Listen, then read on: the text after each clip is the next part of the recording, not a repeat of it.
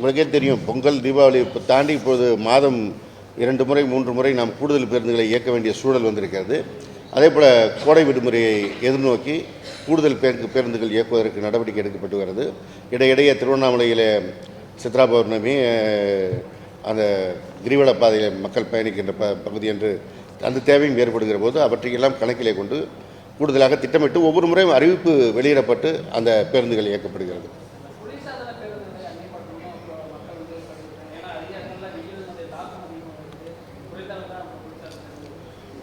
மக்களுடைய கோரிக்கை உண்மைதான். ஆனால் கடந்த ஆட்சி காலத்தில் தேவையான அளவிற்கு பேருந்து வாங்காமல் போய்விட்ட சூழலில் இப்பொழுது நாம் வாங்குகின்ற பேருந்துகள் பழைய பேருந்துகளை மாற்றி புதிய பேருந்துகளை இயக்க வேண்டிய சூழலில் இருக்கிறோம். முதலில் அடிப்படையான அந்த வசதி நிறைவேற்றப்பட வேண்டியிருக்கிறது.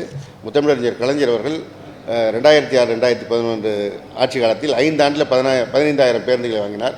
அதிமுக ஆட்சி காலத்தில் 10 ஆண்டுகளில் 14,000 பேருந்துகள் தான் வாங்கினாங்க. அவங்க இன்னும் கூடுதலாக பேருந்து வாங்கியிருந்தால் இந்த சிரமம் வந்திருக்காது. பழைய பேருந்துகளை உடனடியாக மாற்ற வேண்டிய சூழல்.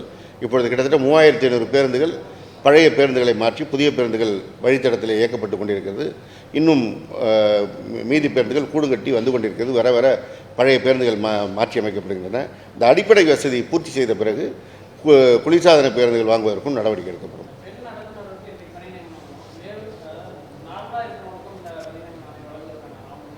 ஆமாம், இப்போ போக்குவரத்து கழகங்களுக்கு பணி நியமனம் செய்வதற்கு அறிவிப்பு வெளியிடப்பட்டிருக்கிறது. 2,700 பேர் பணியெடுப்பதற்கு முதற்கட்டமாக ஆன்லைனில் அப்ளிகேஷன் வாங்கிட்டு இருக்கோம். அது முடிந்த பிறகு அவர்களுக்கு எழுத்துத் தேர்வு இருக்குது. எழுத்துத் தேர்வுக்கு பிறகு நேர்முக தேர்வு எல்லாம் முடிந்து அவர்கள் பணியமர்த்தப்படுவார்கள்.